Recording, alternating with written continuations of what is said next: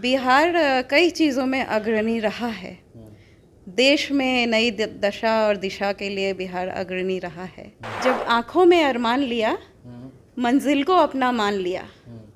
जब आँखों में अरमान लिया, मंजिल को अपना मान लिया, फिर मुश्किल क्या और आसान क्या, बस ठान लिया तो ठान लिया। महागठबंधन ने ठान लिया है, देश की पूरी विपक्षी पार्टी ने ठान लिया है कि माननीय मोदी जी को सत्ता से उखाड़ कर रखना है। और मुझे तो लगता है बीजेपी इतना डर गई है कि बौखलाहट में वो गलत कदम उठाते जा रही है। नमस्कार, मेरा नाम आलोक है। आप लाइव स्टीज देख रहे हैं। हमारे साथ मौजूद हैं जेडीयू की विधायक शालिनी मिश्रा, जिन्होंने पिछले दिनों ही देश मांगे नीतीश पोस्टर लगाया था और पोस्टर काफ़ी वायरल भी हुआ था। आपने उस वक्त काफ़ी सारी बातें की थी, फ़ोन पर दर्शकों ने सुनी भी थी। आज अमित शाह बिहार आ रहे हैं, अगले साल लोकसभा के चुनाव होने हैं। हाल ही में विपक्षी नेताओं की बैठक हुई, आपके नेता नीतीश कुमार ने सभी को बुलाया, सभी आए भी, ये बड़ी उपलब्धि रही।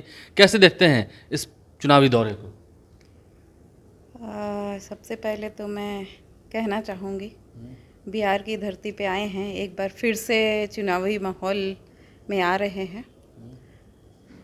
उनको मैं याद दिलाना चाहूँगी 2015 में बीजेपी की क्या हालत हुई थी। देश के माननीय प्रधानमंत्री जी बिहार हमारे 43 उन्होंने सभा की थी, 43 सभा की थी जी। और सीट कितनी आई थी पूरे एनडीए को? 53 सीट आई थी। तो शायद ये लोग वो दिन भूल गए हैं कि बिहार में क्या हालत होती है उनकी जब वो इस तरह से माहौल बनाते हैं। तो दूसरी बात, मैं कुछ आंकड़े भी कहना चाहूँगी। बिहार कई चीज़ों में अग्रणी रहा है। देश में नई दशा और दिशा के लिए बिहार अग्रणी रहा है।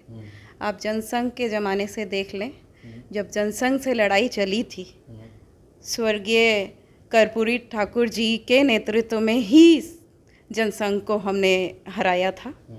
वो भी बिहार के बेटा थे और बिहार ही उसमें अग्रणी थी।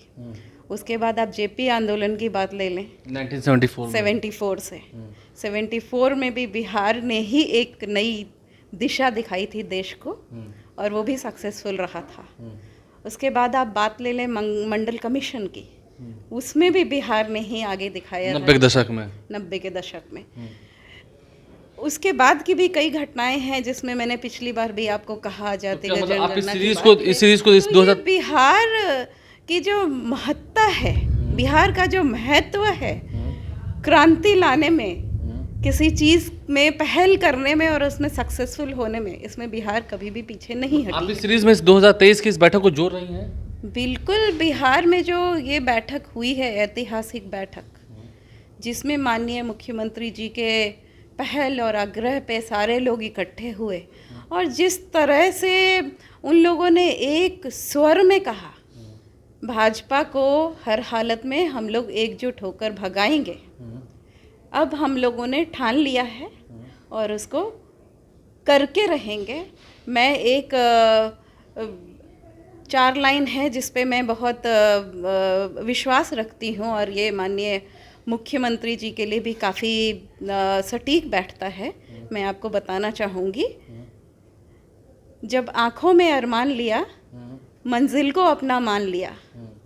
जब आँखों में अरमान लिया, मंजिल को अपना मान लिया, फिर मुश्किल क्या और आसान क्या, बस ठान लिया तो ठान लिया। तो ये ठान लिया है हम लोगों ने, महागठबंधन ने ठान लिया है, देश की पूरी विपक्षी पार्टी ने ठान लिया है कि माननीय मोदी जी को सत्ता से उखाड़ कर रखना है और वो हो के रहेगा। नरेंद्र मोदी ने भी पिछले दिनों कहा है कि मैं गारंटी लेता हूं कि देश के जो बड़े बड़े घोटालेबाज हैं जो एक साथ आ रहे हैं उन पर कार्रवाई होती रहेगी।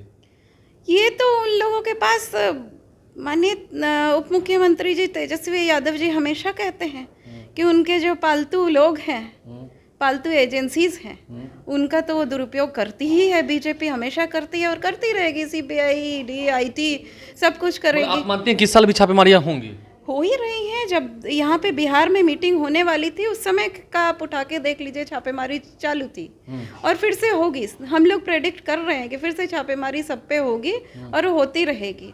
और मुझे तो लगता है बीजेपी इतना डर गई है कि बौखलाहट में वो गलत कदम उठाते जा रही है और इसकी वजह से ही सारे राज्य के जो विपक्ष के नेता हैं वो लोग एकजुट और ज़्यादा हो रहे हैं। आपको लग रहा है ऐसा कि आज अमित शाह बिहार आ रहे हैं तो बिहार के लोगों को उम्मीदें भी हैं, कुछ देकर जाएंगे? बिहार के लोगों को देखिए, लाइटर नोट पे आज बारिश भी काफ़ी हो रही है और जो दे के जाते हैं माननीय अमित शाह जी और माननीय मोदी जी, वो पकौड़े तलने की कला दे के जाते हैं। तो हो सकता है कि आज सिखाएंगे कि पकौड़े कैसे बारिश के मौसम में अच्छा तला जाता है। लेकिन मैं कहना चाहती हूँ कि ये बिहार है जहाँ न उनकी दाल गली है न गलने वाली है।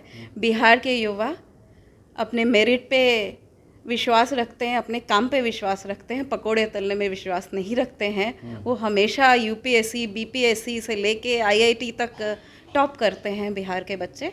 तो यहाँ के बिहार के युवा ये सब कला नहीं सीखेंगे, लेकिन मुझे लगता है ये सिखाने वो आए हैं आज। देखिए, सिखाने आए हैं क्योंकि बारिश का मौसम है तो पकोड़े तलना कहीं ना सिखा दें, क्योंकि पकोड़े तलना भी एक रोज़गार है, अमित शाह ने एक समय में कहा था। और देखना होगा अमित शाह जब बिहार आ रहे हैं, ललन सिंह जो कि जेडीयू के राष्ट्रीय अध्यक्ष हैं, मुंगेर उनका संसदीय क्षेत्र है, वहाँ से जब वो हुंकार भरेंगे, क्या कुछ बातें रखेंगे, जेडीयू की तरफ से क्या वार पलटवार हो रहा है, ये हम आपको सुना रहे हैं। हमारे चैनल को सब्सक्राइब कर लें, साथ साथ फेसबुक पेज भी लाइक करें। इसके अलावा ट्विटर हैंडल पर लाइव को फॉलो करें। धन्यवाद।